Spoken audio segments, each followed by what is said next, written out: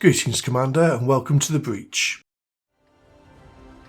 Today I'm in the light Russian tank, the T50-2, a well-deserved reward from a few years ago. I really enjoy this tank and love its playstyle, and especially its little pop-pop gun. I have it set up as a passive scout with camouflage net and binos, which is a holdover from before equipment 2.0. I've not changed the equipment. I don't even know if it's the best setup, but it's the setup I like playing this tank in, so that's what I use.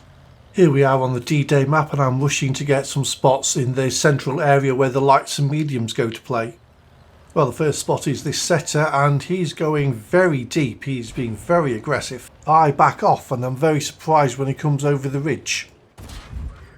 I'm extremely lucky, my tracks eat the shots and I get a little bit of damage on him. And then I'm feeling very brave and I wait for my tracks to repair. As I'm one of the first tanks spotted, the artillery could be pre-aimed on this area, but I'm lucky, no incoming fire and my tracks repair. Now that I've been spotted in this area, I'm going to relocate just to throw people off when they're pre-aiming at bushes, expecting me to just pop up. I'm unlikely to be helping the team much by spotting from these bushes anyway, because of the view distance to the other bushes is really low, and the medium tank should be able to spot each other from here. The team has gone for a very odd deployment. We didn't send anybody to the beach. As we relocate and move through this dead ground, we spot the Crusader and we pick up some damage and some spotting assistance. Well, I've just been pinged that I should be helping spotting on the beach. My initial thought here is I'm not going onto the beach, just that is a stupid idea for a light tank at this stage of the game. But I do know a position where I could scout the beach for them.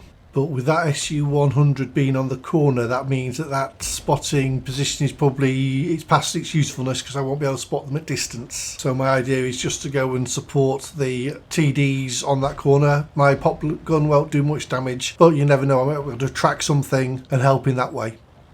I'll probably only be able to get one shot from here, but you never know, I might be able to track something.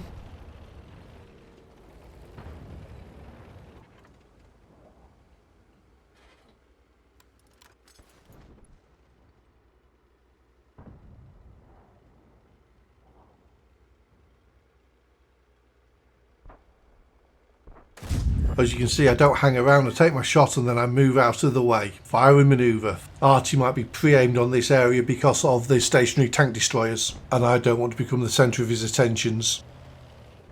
The T50-2 has lousy gun depression, just like a lot of Russian tanks. And I try to find a position where I've got the gun depression to shoot at any of the tanks down there, and I don't find anywhere. Then I see the Oni looking at me and I definitely bug out.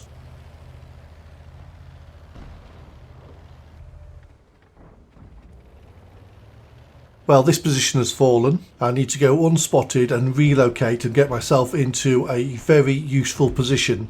My gun is useless, but my vision is paramount. So here's the ploy. I shoot at the enemies. I then start running like I'm going to be running to the other side of the map. And then I'm going to circle back and find a bush to camp.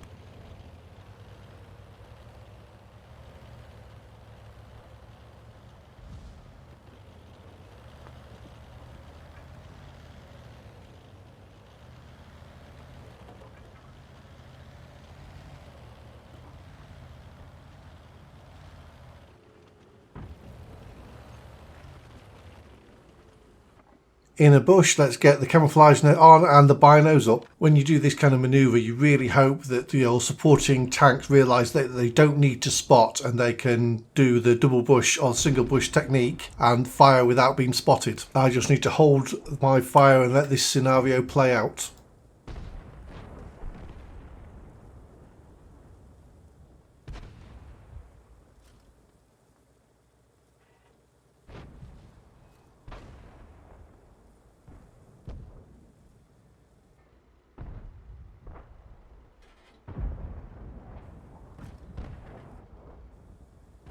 Well, I'm going to back off from the bush till I can only see the outline of the Waffenträger, and then I can shoot without being spotted.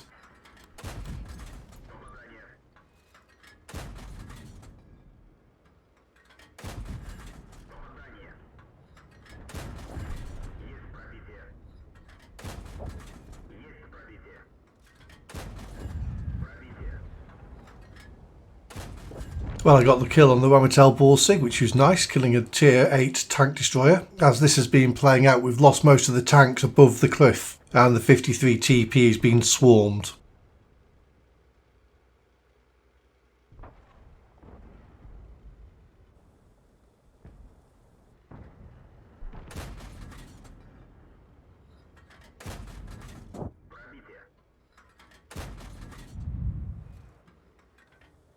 Our Leo was obviously camping too hard and got balanced by the artillery. I'm not in the position I want to be because of the Oni behind me. With the AMX pushing the Oni, I can now move and try and get to the position where I can spot along the top of the cliffs and any of the enemy pushing forwards. The S1 is also relocating, expecting the main push from the enemy to come from the cliff road direction. As you can see, we momentarily lost vision on the enemy tank, but as soon as my binos come up, we reacquire, so I have good vision down towards the bunkers, allowing our AMX to take the shot. Well, the AMX really wants me to go and spot in the open, doesn't he? But as you can see, I can spot all the way to the bunkers. I don't need to move to be able to scout for him. When you're playing a light tank, you really need to change your mindset on how you're playing. A light tank is a high risk, high reward kind of vehicle. And if you get yourself in the right position, you become top of the team without firing your gun once. And the later in the game you survive, the more dangerous you become, because tanks are on low hit points. You can easily flank them because there's less tanks on the map. You also occasionally get to pull off epic flanking manoeuvres and kill arty.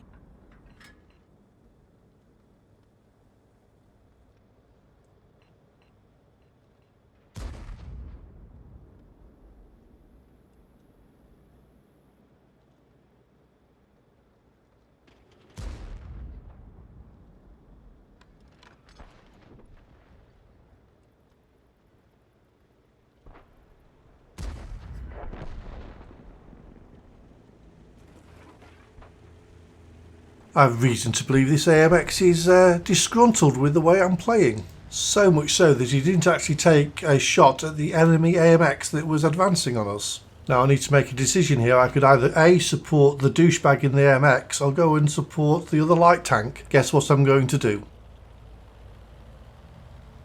The AMX wanted me to do something that was stupid. I wouldn't have actually been scouting there, I would have been dying there, because as soon as the enemy spotted me, they would have shot me, and there was no cover that I could hide within, only behind. He was just wanting to stay at the back and snipe and not get shot at. But I'll let you decide on the quality of his play over the next few minutes.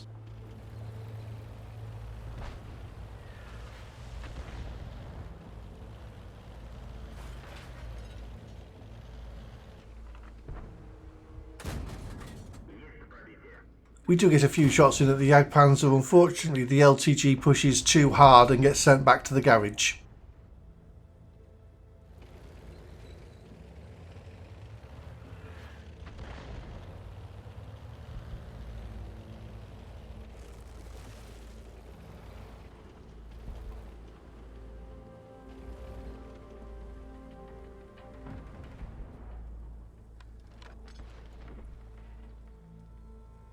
And that's what I was waiting for, confirmation that the artillery is in the back corner. The MX has charged off into the top of the cliff and will be useful as a distraction. Thank you very much.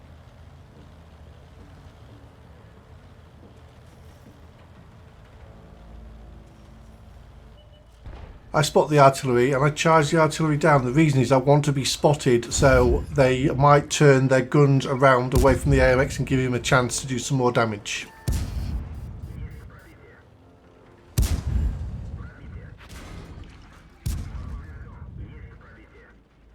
Always very satisfying, and now I need to go unspotted.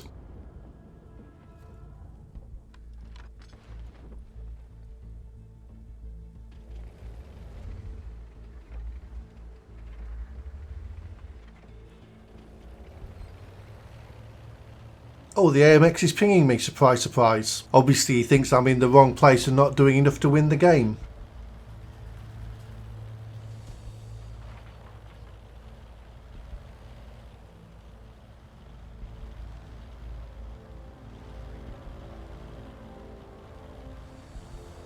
We lose the IKV and the AMX in quick succession here. Now it's time to work with the S1 and get all these tanks spotted and killed.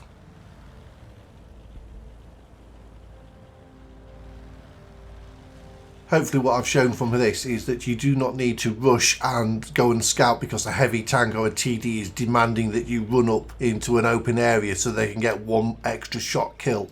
You don't want to appear directly in front of an enemy tank with their gun fighting towards you. It's better to appear on their flank if you actually accidentally get spotted, so they actually have to turn their tank and turret. An EBR would have probably had the speed to go and actively scout the enemy tanks, but could have well have been a suicide run as we knew that there were tanks in close proximity to each other. And once you go around that corner, you're no longer supported by your TDs or heavy tanks.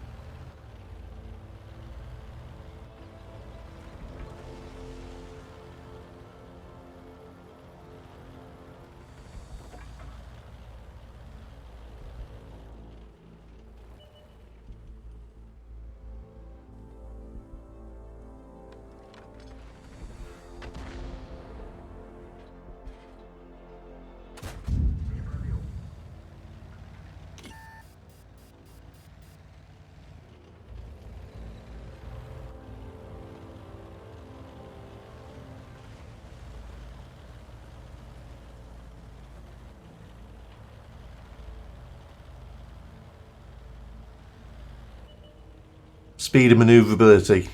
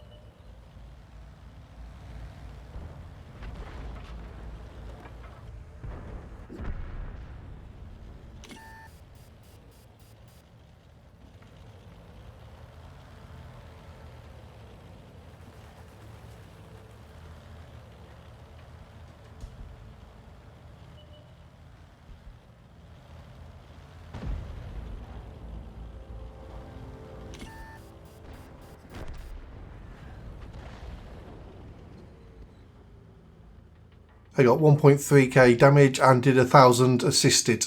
Unfortunately, I've had a little bit of a problem with the screenshots via World of Tanks, but I'll let you know that I did more damage than the AMX. I came top of the team by experience earned, but not by damage. That honour went to the S1. Well, that's it for today. Thank you very much for watching, and as always, I'll see you on the other side.